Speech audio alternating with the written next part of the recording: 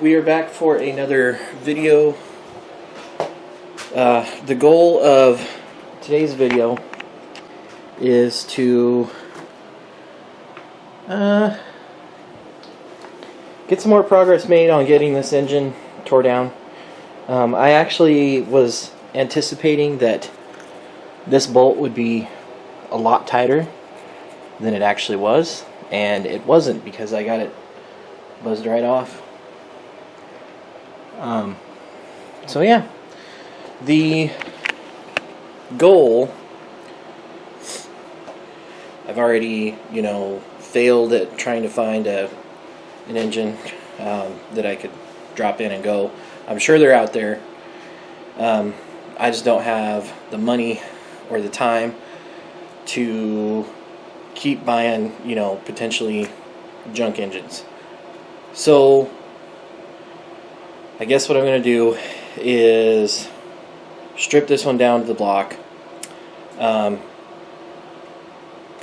send it to the machine shop, and we'll start putting it together.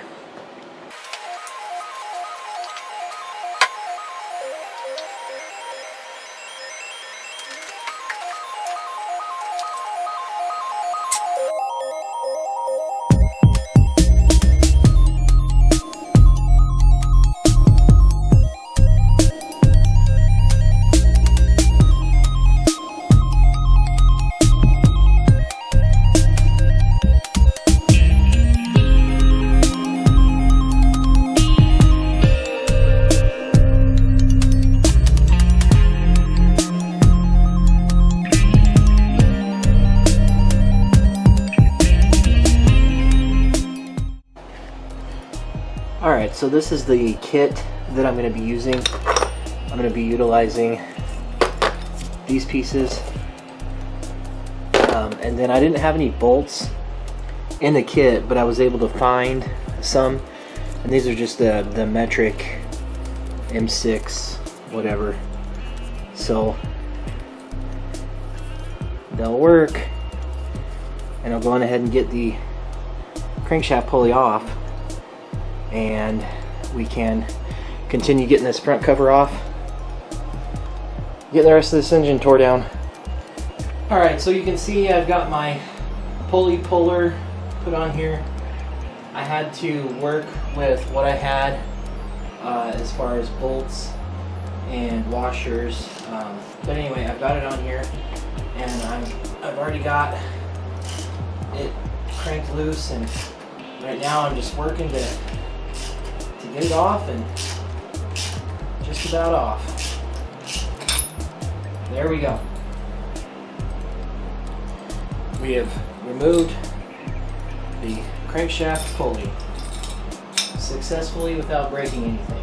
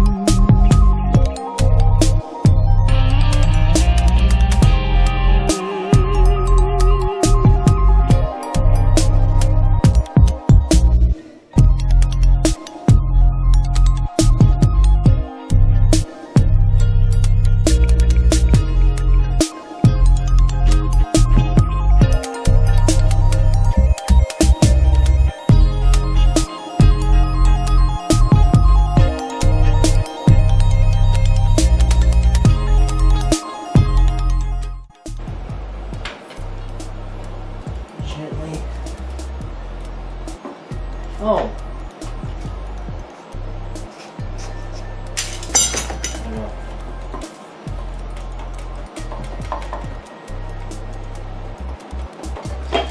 Hey, there we go, cool. Got it off. Just took a little wiggling. So,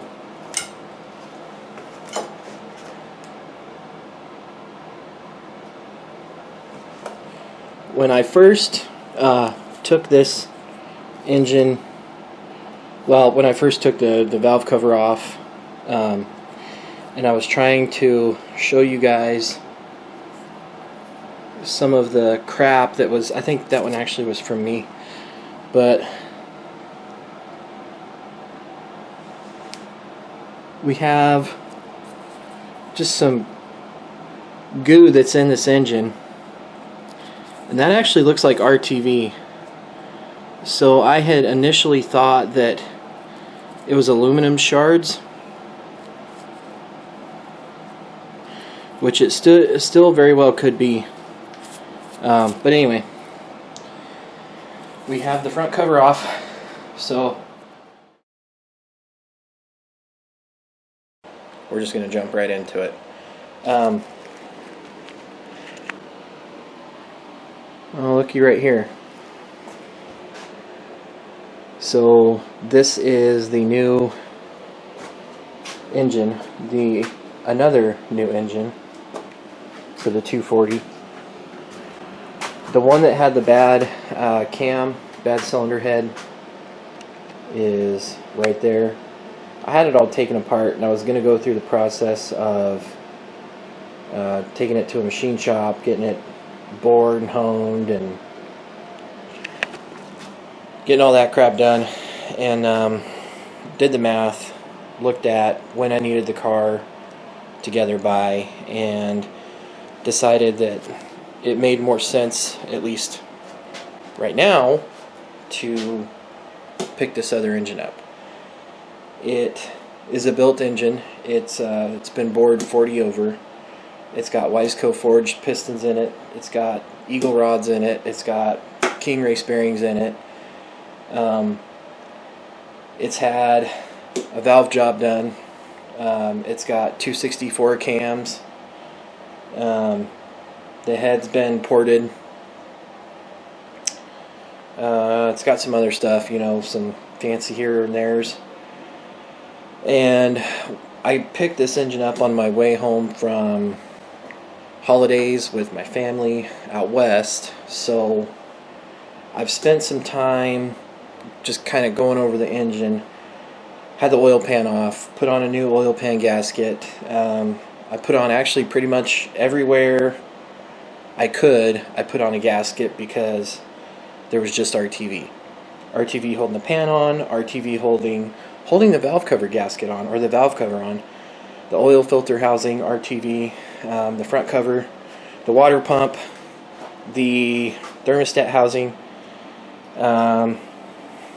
yeah, front cover, pretty much everywhere that they could put RTV, this engine had RTV. So the only thing that I didn't do is the front cover, just because I didn't want to go that far into the engine right now. So anyway, yeah, that's where we're at. And so I'll go ahead and pull the valve cover off, show you guys the cams and whatnot. And the one thing I need to do before I can actually drop this engine in is double check all my valve lash, just to make sure that they're all good and I don't have to, change any of the spacers or anything. I did put new spark plugs in it.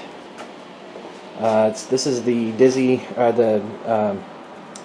distributor out of the S13, out of the 240, and the distributor cap also. And then these are just some NGK spark plugs, or spark plug wires I got. This is a S14. Well, I don't know if it makes any difference, but this is the power steering pump that came with that crap engine.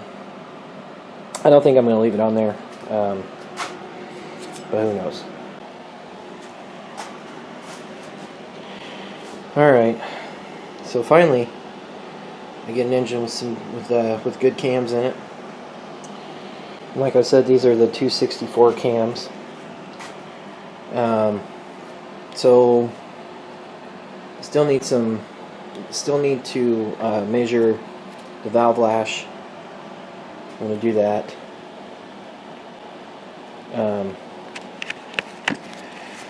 I didn't film any of the work I did on replacing gaskets and whatnot, just because, I don't know, I didn't really feel like it. But you can see the water pump gasket. You know, I did the thermostat gasket. You can see it there. And I even did this little gasket here.